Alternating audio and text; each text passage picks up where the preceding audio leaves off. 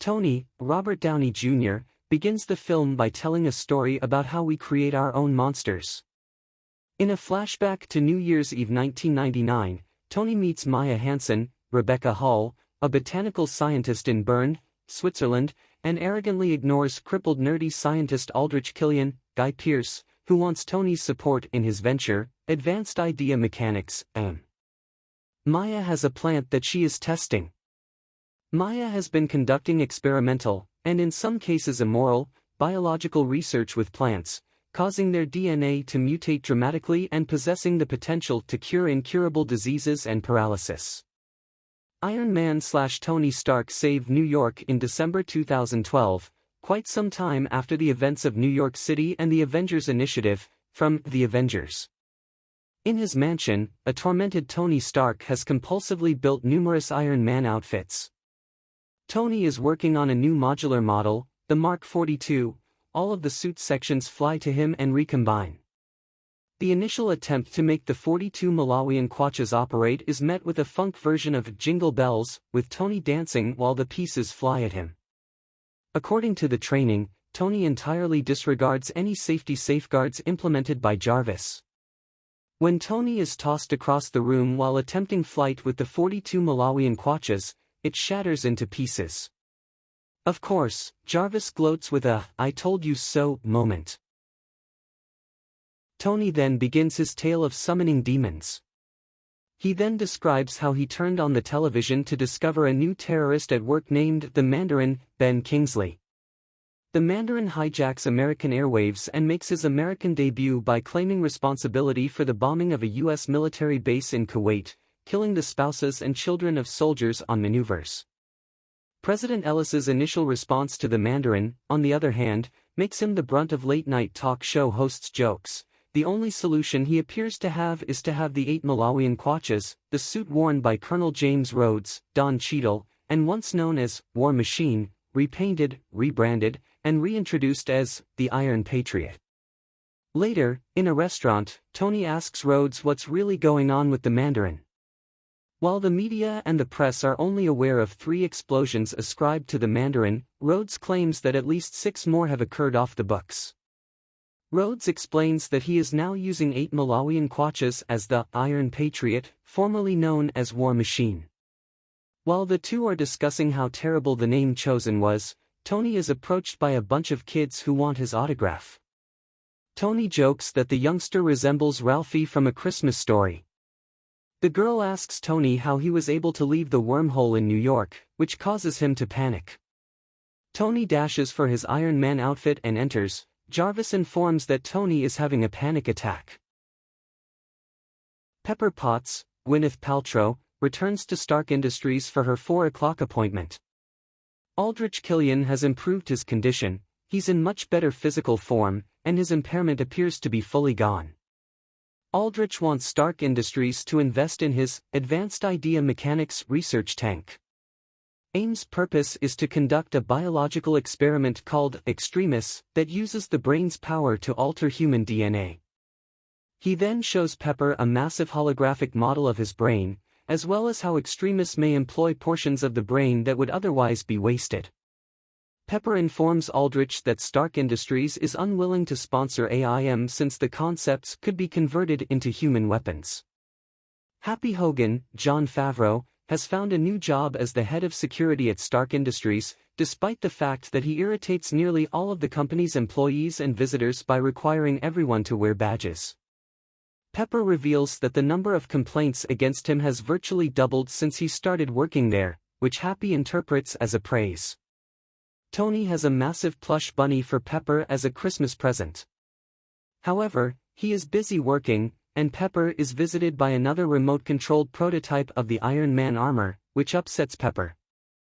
Tony has created a heads-up display, HUD, that he uses as a remote control. Tony has PTSD-induced trauma about what happened in New York that night while sleeping. They are then astonished when one of the latest prototype Iron Man suits awakens and enters the bedroom. Tony then dismantles it right away. Pepper, furious, tells Tony that she's going to sleep downstairs and has him tinker with that after Tony confesses that he's been a complete mess since the events in New York and has been unable to sleep. Happy accompanies one of Killian's men, Eric Savon, James Badgedale, to the Grauman's Chinese Theater the next day. Savon hands a briefcase to another man, Jack Taggart. Happy tries to intervene but is beaten senseless by Savon, and Taggart overheats and explodes, leaving just his old dog Tags behind. Happy gets badly hurt, while Savon walks away. Hours later, the Mandarin takes over the TV airwaves to claim responsibility for the explosion. Tony is now enraged since the bombing has rendered Happy unconscious. Tony is besieged by media after visiting the hospital to check on Happy and to ensure that all hospital personnel were wearing badges while in Happy's room, not to mention that the TV was airing Downton Abbey, 2010, Happy's favorite show. One of them openly inquires whether Tony intends to murder this man. An angry Tony then asks the reporters if that's truly what they want, then makes his threat to the Mandarin, saying he just died and giving his house location on TV, encouraging the Mandarin to carry out an attack on his home and that he'll be ready. Tony then furiously breaks the reporter's recording recorder and orders the reporter mob to bill him. Tony has Jarvis bring up a hologram diagram of the destruction at Grauman's Chinese Theater while he is at home. While Jarvis is investigating the attack, Tony notices Happy pointing to a strange oddity, military dog tags with the name Jack Taggart imprinted on them. Tony wonders what the dog tags are doing at the blast when there were no current military troops present. Jarvis then examines the most recent Mandarin attack and compares it to previous events. This theater bomb is similar to an incident that occurred 4 years ago in Rose Hill, Tennessee, and predates any known Mandarin attack, in which an ex-Army veteran called Chad Davis blew himself up, killing 5 people. Tony inquires of Jarvis whether he has ever visited Tennessee. The Iron Man outfit is then given a flight path by Jarvis. When the doorbell rings, he is interrupted. Tony, paranoid, wonders why he's having guests after telling Jarvis that the mansion is on complete lockdown. Dr. Maya Hansen, who fears Tony is in danger, is the guest, not the Mandarin. Pepper is frightened out and arguing with Maya as the house is attacked by 3 helicopter gunships disguised as news choppers. Tony orders the 42 Malawian Kwacha's suit to protect and cover Pepper. Pepper and Maya are unharmed. Tony reclaims the 42 Malawian Kwachas and destroys 2 of the helicopters, but he is unable to fly due to a lack of power. Tony is taken with the house as it crumbles into the water. The suit regains some power and flees unnoticed. Tony collapses. Tony awakens in the suit later when Jarvis activates the low battery warning. He then realizes he's falling to the ground and slams into a snowy woodland at full speed. He believes he is in Northern California at first, but Jarvis informs him that he is actually 5 miles outside of Rose Hill, Tennessee. Tony is irritated, but Jarvis reminds him that he requested a flight plan. Jarvis shuts down when it runs out of power. Tony trudges through the snow, towing the 42 Malawian Kwachas behind him. He pulls over at a gas station, uses a payphone to contact Pepper, and then grabs a poncho from a tobacco store mannequin. Tony then carries the 42 Malawian Kwachas to what appears to be an empty house nearby. Inside, he gets right to work on mending the 42 Malawian Kwachas.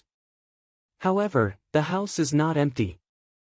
It's occupied by Harley Keener, Ty Simpkins, a lonely 10-year-old boy who is astounded to find Tony working in his garage. Tony approaches Harley for assistance, promising that he would be compensated later if he receives the assistance he requires. Harley informs Tony that the world believes he is dead as a result of the attack on his estate. Tony refers to himself as the mechanic, and Harley asks Tony one too many questions about the happenings in New York City, forcing Tony to have another panic episode. Back at Tony's wrecked Malibu estate, Pepper is looking for any hints as to whether or not Tony is still alive.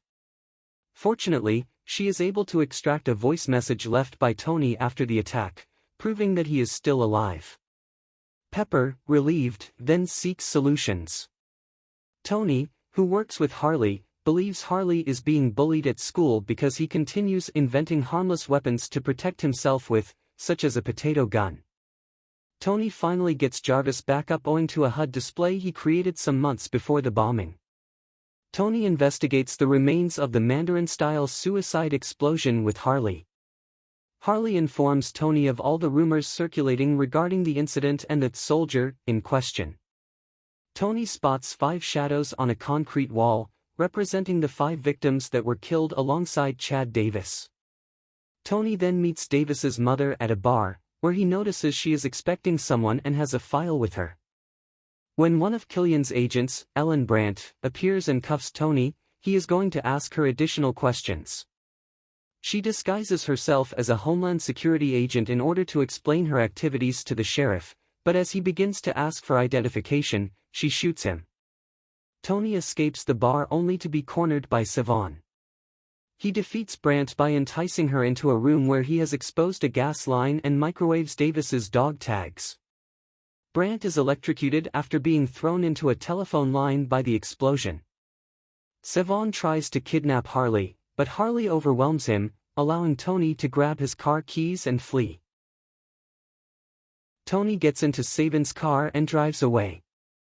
While driving, the Mandarin hijacks the radio once more, explaining that if the president does not contact them within a certain time frame, he will brutally murder the CEO of a large oil corporation on live television.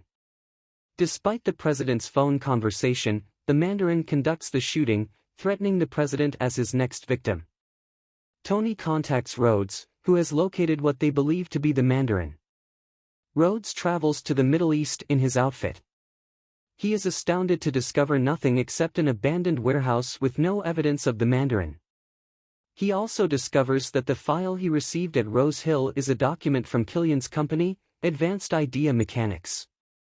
Tony returns to Tennessee and drives to a nearby beauty contest, where he sneaks into one of the camera crew vehicles to examine the data on the documents he's discovered. Fortunately for Tony, the van is being driven by one of Tony's biggest fans, who has Iron Man's likeness tattooed on his arm, albeit in an unrecognizable form. Tony hacks into AIM's servers and discovers video footage that throws new insight on what is going on. The bombs were planted by soldiers from the Extremis program, an experimental treatment that aims to help its patients recover from crippling injuries like as amputations.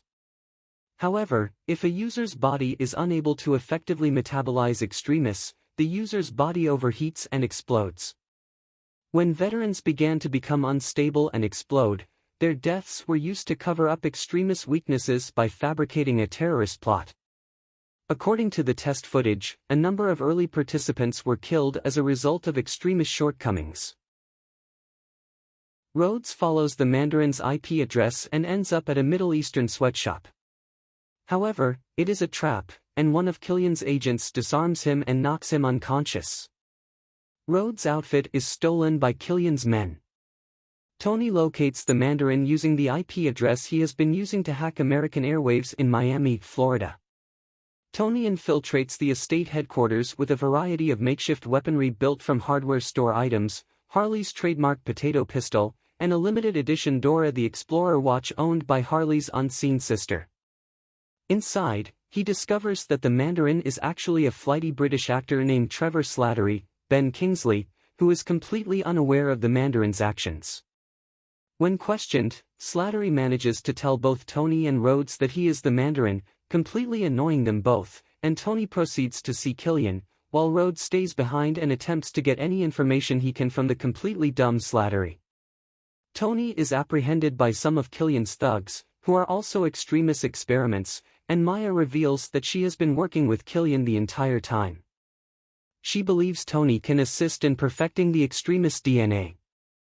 Aldrich appears and says that he kidnapped Pepper and subjected her to Extremis with the intention of instilling her with superhuman abilities and turning her against Tony as leverage to seek Tony's assistance in addressing Extremis' shortcomings. Maya is then shot and killed by Aldrich.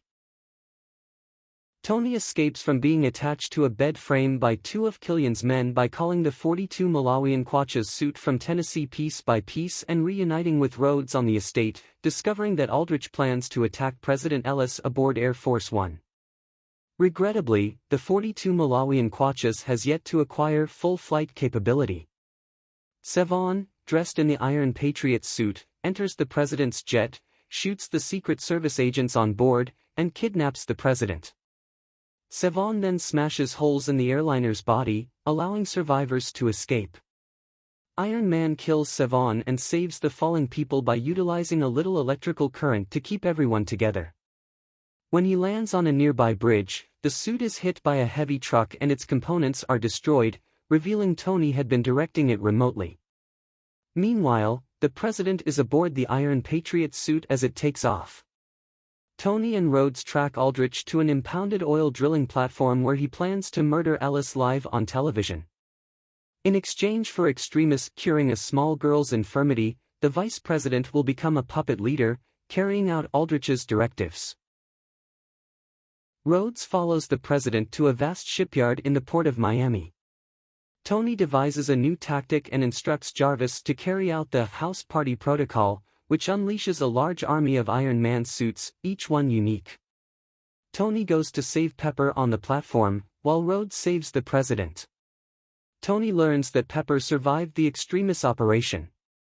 However, before he can reach her, a container crane rig collapses around them, sending her 200 feet to her apparent death.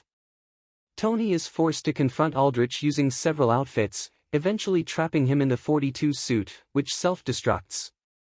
A blazing Aldrich, on the other hand, survives and staggers towards a defenseless Stark. Killian informs Tony that the Mandarin was fabricated, that he is the Mandarin, and that all attacks were carried out as a result of extremis experimentation. Pepper appears with extremis abilities and defeats the weakened Aldrich. Following the battle, Tony instructs Jarvis to carry out the Clean Slate Protocol, which remotely destroys each surviving Iron Man costume, as a show of his determination to dedicate more time to Pepper. Slattery and the vice president have been arrested. Tony recalls Pepper being cured in a voiceover, while Tony himself undergoes surgery to remove the shrapnel embedded near his heart, removing the need for his chest piece to control it. He throws his decommissioned chest arc reactor into the sea, reflecting that he will always remain Iron Man, even without his armor. He collects some scrap components from his residence and drives away in his Audi e-tron. He then leaves Harley with a rebuilt lab and a new version of Harley's famous potato pistol, promising to return and leaving a thank you note from the mechanic.